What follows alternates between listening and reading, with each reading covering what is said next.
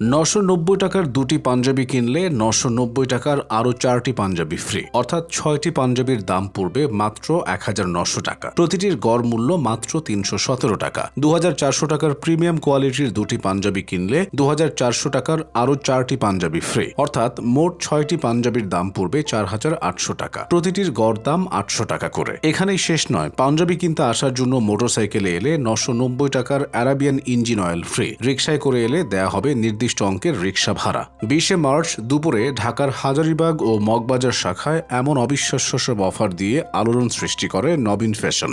ঘোষণা অনুযায়ী তারা সেদিন বেশ কয়েকজন মোটরসাইকেল চালককে ইঞ্জিন অয়েল এবং কয়েকজন ক্রেতাকে রিকশা ভাড়া দেন। সেই ভিডিও নিজেদের ফেসবুক পেজেও শেয়ার দেওয়া হয়। সেদিন আরেকটি ফেসবুক পোস্টে বলা হয় 3990 টাকার একটি কাবুলি পাঞ্জাবি সেট কিনলে ফ্রি দেওয়া হবে আরও দুটি কাবুলি পাঞ্জাবি সেট।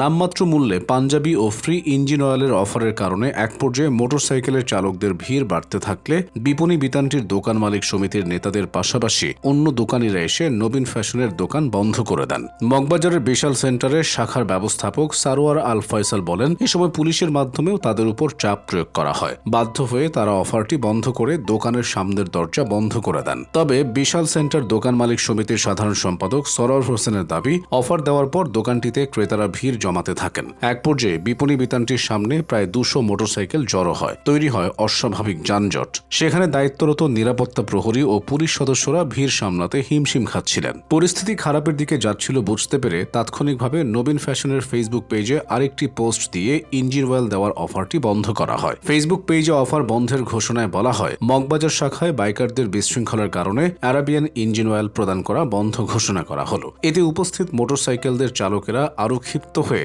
মার মুখে আচরণ শুরু করেন। পরিস্থিতি সামলাতে না পেরে নবীন ফ্যাশন কর্তৃপক্ষ নিজেই দোকানের শাটার বন্ধ করে দেন। এদিকে উত্তপ্ত পরিস্থিতি দেখে বিপণী বিতানের অন্য ক্রেতারা ভীত হয়ে চলে যান। এই যখন অবস্থা, মালিক সমিতির সভাপতি তৈয়ব আলী, সাধারণ সম্পাদক সরওয়ার হোসেন এবং সহসভাপতি মোহাম্মদ মাইকেল পুলিশকে সঙ্গে নিয়ে পেছনের দরজা দিয়ে দোকানটিতে যান। তারা আগে থেকে না জানিয়ে চমকপ্রদ অফার দিয়ে বিশৃঙ্খলা তৈরির বিষয়ে জানতে চান। এক পর্যায়ে নবীন ফ্যাশনের কর্মকর্তাদের সঙ্গে তাদের উত্তপ্ত বাক্য বিনিময় হয়। পরে তারা প্রতিষ্ঠানটির মালিককে পরিস্থিতি পর্যবেক্ষণের জন্য আসতে বলে সেখান থেকে চলে আসেন। মালিক সমিতির নেতারা বলছেন, এই ঘটনারই একটি খণ্ডিত ভিডিও সামাজিক যোগাযোগ মাধ্যমে ছড়িয়ে বিভ্রান্তি তৈরি করা হয়েছে। সমিতির নেতারা বলেন, বিপণী বিতানটিতে মালিক সমিতি রয়েছে। নবীন ফ্যাশন কারো সঙ্গে কোনো কিছু নিয়ে আলাপ করে না, অনুমতি নেয় না, আইন কানুনও মানে না। ভিডিওতে আরও দেখা যায় মালিক সমিতির নেতাদের সঙ্গে পুলিশ সদস্যরাও রয়েছেন। একজন নেতা নবীন ফ্যাশনের কর্মীদের উদ্দেশ্যে বলেন, যে দামে আপনারা দেন, পারলে ব্যবসা না করে রাস্তায় দাঁড়িয়ে রিলিফ দিয়ে দেন।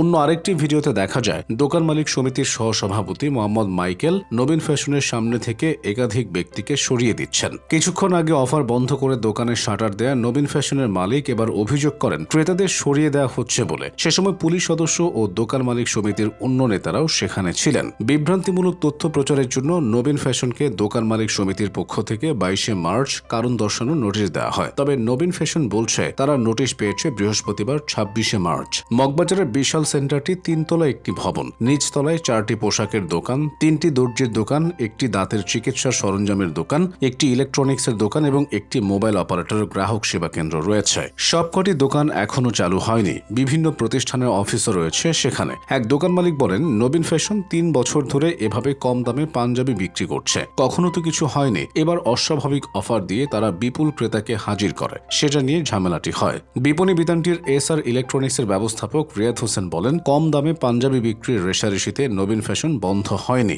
সেদিন মোটরসাইকেলের চালকদের তৈরি বিশৃঙ্খলার কারণেই ঘটনার সূত্রপাত। ইঞ্জিন অয়েলের অফার দেওয়ায় অনেক ক্রেতা চলে আসছিলেন। তারা নিরাপত্তা প্রহরী ও পুলিশের সঙ্গে বাঘ বেতনডায় জড়ান। এ কারণেই নবীন ফ্যাশন দোকান বন্ধ করে দেওয়া হয়। নবীন ফ্যাশনের কর্ণধার এনামুল হাসান নবীন টেলিভিশন, ইলেকট্রনিক সরঞ্জাম এবং খুচরা যন্ত্রাংশ, ইঞ্জিন অয়েল সহ নানা ব্যবসা রয়েছে তার। অ্যারাবিয়ান ইঞ্জিন অয়েলও তারই। মূল ব্যবসা শুরু করেছিলেন তার বাবা। 1988 সালে লালবাগের হরনাথ ঘোষ রোডে ছোট পরিসরে যাত্রা শুরু হয়েছিল নবীন ফ্যাশনের। সাশ্রয়ী দামের কারণে অনেকের কাছে তা আস্থার প্রতীক। এনামুল হাসান নবীন প্রায় চীনে যান, সেখানে দীর্ঘদিন থাকেন। চীনের শেনঝেন ও জুয়াংজুতে তার ব্যবসা রয়েছে। চীনে তার বাসাও আছে। তার পরিবারও চীনে যাওয়া আসার মধ্যেই থাকেন। মাঝে মাঝে বাংলাদেশে আসেন তারা। তবে ঈদের আগে নিজের বিদেশ যাত্রাকে তিনি এমনভাবে উপস্থাপন করেন যেন হুমকি পেয়ে চিরতরে চলে যাচ্ছেন, অথচ তার যাত্রা ছিল পূর্ব নির্ধারিত।